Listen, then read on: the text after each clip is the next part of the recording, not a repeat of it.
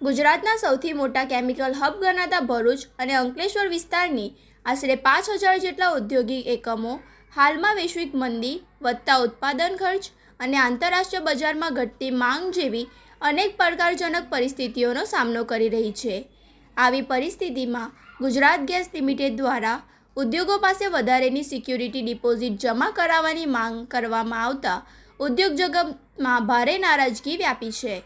પશ્ચિમ એશિયામાં ચાલી રહેલા ભૌગોલિક અને રાજકીય તણાવની સીધી અસર વૈશ્વિક ઉર્જા બજાર પર જોવા મળી રહી છે।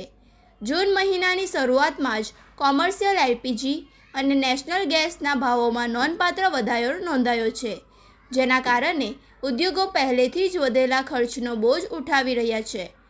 આ દરમિયાન ગુજરાત ગેસ કંપનીએ પોતાના ગ્રાહક ઉદ્યોગોને ઈમેલ મારફતે એડિશનલ સિક્યુરિટી ડિપોઝિટ ભરવા માટે સૂચના પાઠવી છે। ઉદ્યોગકારોનું માનવું છે કે હાલના સંજોગોમાં આ નિર્ણય તેમના માટે વધુ આર્થિક મુશ્કેલીઓ ઊભી કરી શકે છે। કેમિકલ મેન્યુફેક્ચરર્સ અનિલ પારીખના જણાવ્યા અનુસાર આંતરરાષ્ટ્રીય બજારમાં સ્પર્ધા કરવી પહેલેથી જ પડકારજનક બની ગઈ છે। આવા સમયે વધારાના ખર્ચના કારણે ઉત્પાદન ખર્ચમાં વધારો થશે, જે સ્થાનિક ઉદ્યોગોની સ્પર્ધાત્મકતા પર સીધી અસર કરશે।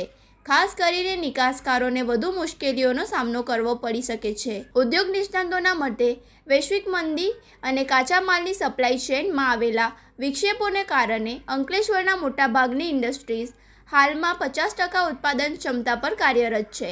ઉત્પાદન ઘટતા ગેસનો વપરાશ પણ નોંધપાત્ર રીતે ઓછો થયો છે, તેથી અગાઉ જમા કરાવેલી ડિપોઝિટ કંપનીના જોખમને આવરી લેવા માટે પૂરતી હોવાનું ઉદ્યોગ સંગઠનોનું કહેવું છે। ઉદ્યોગકારોના કહેવું છે કે જો મંદીના આ સમયમાં કરોડો રૂપિયાની વધારેની ડિપોઝિટ વસૂલ કરવામાં આવશે તો ફેક્ટરીઓમાં વર્કિંગ કેપિટલની ગંભીર અછત સર્જાશે। ખાસ કરીને નાના અને મધ્યમ કક્ષના એકમો માટે કામગીરી ચાલુ રાખવી મુશ્કેલ બની શકે છે, જેના પરિણામે રોજગારી પર પ્રતિકૂળ અસર થવાની શક્યતા છે। અંકલેશ્વર ઉદ્યોગ મંડળના પ્રમુખ વિમલ જેઠવાએ જણાવ્યું હતું કે આ મુદ્દે ગુજરાત ગેસ કંપનીને પત્ર લખીને વધારાની ડિપોઝિટની માંગ હાલ પૂરતી મોકૂફ રાખવાની રજૂઆત કરવામાં આવી છે। હવે સૌની નજર એ બાબત પર છે કે ગેસ વિતરણ કંપની ઉદ્યોગોની આ માંગણીને કેટલી ગંભીરતાથી લે છે અને વધારાની ડિપોઝિટના નિર્ણય અંગે શું વલણ અપનાવે છે। ગઈકાલે ગુજરાત ગેસ દ્વારા જે દરેક મેમ્બર ઇન્ડસ્ટ્રીઝને એડિશનલ ડિપોઝિટનો મેલ આવેલ છે, તેના અનુસંધાનમાં આપણા અંકલેશ્વર ઇન્ડસ્ટ્રીઝ એસોસિએશન દ્વારા ગુજરાત ગેસને મેલ કરવામાં આવેલ છે કે હાલની જે પ્રવર્તમાન વોરની સિચ્યુએશન છે, એમાં દરેક મેમ્બર ઇન્ડસ્ટ્રીઝનું ઓલરેડી 50% જ પ્રોડક્શન ચાલે છે, જે એ લોકોની ડિપોઝિટ જે હાલની પ્રવર્તમાન ડિપોઝિટની સાથે મેચ થઈ જાય છે। એટલે એસોસિએશન દ્વારા ગુજરાત ગેસને મેલ કરેલ છે કે જે ડિપોઝિટનો એડિશનલ ડિપોઝિટનો જે આપણે પત્ર લખ્યો છે એ હાલ પૂરતો મુલતવી રાખવો અનિવાર્ય છે, જેથી કરી ઇન્ડસ્ટ્રીઝ જે હાલની પ્રવર્તમાન મંદીમાં સસ્ટેન થઈ શકે। ગુજરાત ગેસ કંપની લિમિટેડ, જે હાલમાં ગુજરાત એનર્જી લિમિટેડના નામથી ઓળખાય છે, તેને હમણાં જ ભરૂચ જિલ્લાના આવનાર ઉદ્યોગોને એક સર્ક્યુલર પાઠવેલો છે, જેમાં જે સિક્યોરિટી ડિપોઝિટ છે એની વધારવા માટેની તાકીદ કરવામાં આવેલી છે। આમ જોવા જઈએ તો ઈરાન અમેરિકાના યુદ્ધ પછી જે ગેસ અને ક્રૂડના પ્રાઇસીસમાં વધારો થયો છે, એની ઇમ્પેક્ટ ગુજરાત એનર્જી લિમિટેડ દ્વારા ઇન્ડસ્ટ્રીઝને આપવામાં આવેલી છે।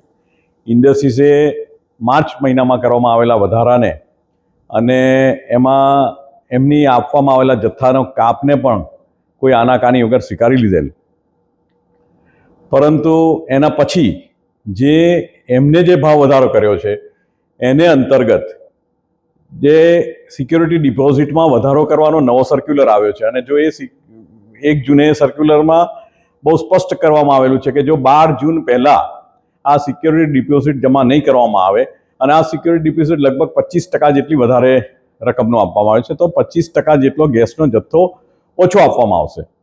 હવે આ પરિસ્થિતિમાં ઉદ્યોગો હાલમાં જ ખૂબ વિકટ સ્થિતિમાં છે।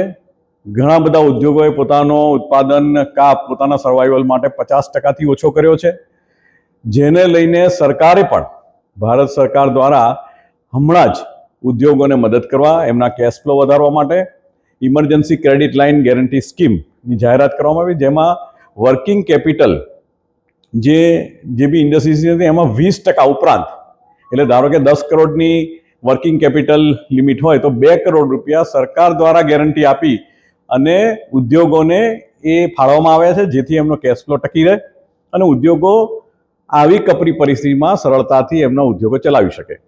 જો સરકાર આવી સ્કીમ આપીને ઉદ્યોગોને મદદ કરતી હોય તો આ ગુજરાત એનર્જી લિમિટેડ જેવી કંપનીઓએ પણ પોતાની જે સિક્યોરિટી ડિપોઝિટના જે નિયમો છે તેનામાં જે રીતે પેટ્રોલ ડીઝલના ભાવ વધે ત્યારે સરકાર દ્વારા એક્સાઇઝ અને વેટમાં ઘટાડો કરી અને આપણા નાગરિક પર એનો બોજો આવવા દેતી નથી, તેવી રીતે ગુજરાત એનર્જી લિમિટેડે પણ એમના કોઈ નિયમોમાં સુધારા કરી અને સિક્યોરિટી ડિપોઝિટ ઉદ્યોગોના માથે બર્ડન ના બને તેના પ્રયત્ન કરવા જોઈએ.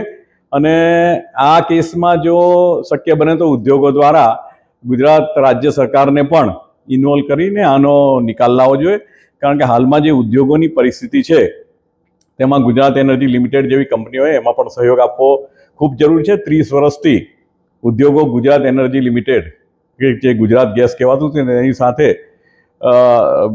એક સહયોગ બનાવીને એક સારું કામ કરી રહ્યા છે, ત્યારે ગુજરાત એનર્જી લિમિટેડની પણ આ સમયે ફરજ છે કે તેઓ ઉદ્યોગને મદદ કરે.